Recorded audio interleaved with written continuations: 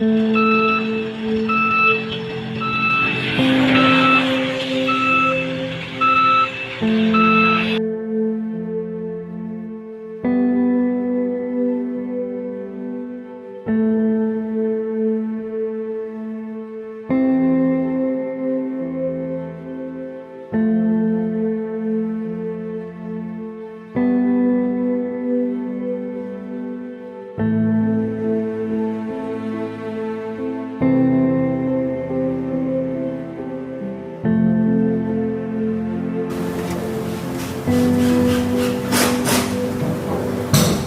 place where people come to fulfill their dreams, but the creator of these dreams cannot fulfill their own dreams.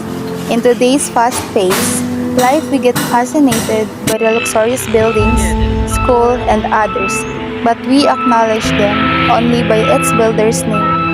From the building's foundation to its complete luxurious outlook, the people who have actually worked hard are overlooked. Have we ever thought about the dreams of these people who try to fulfill our dreams and end up losing their lives just like they are uncertain about their homes? They are uncertain about their wages, the amount they should actually receive for their work. They are not even aware of it.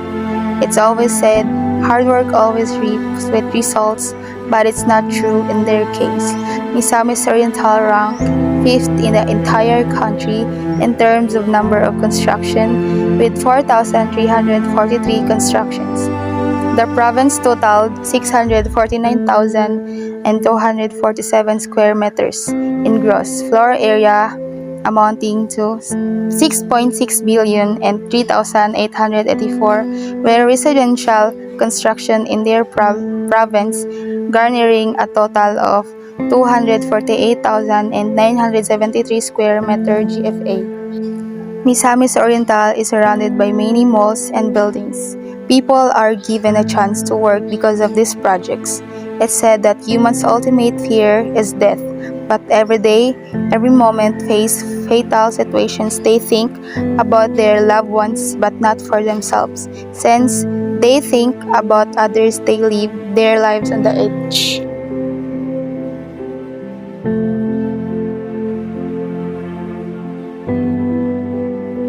Sa imong pangalan, Col? Michael Baclor, Pilay mong edad?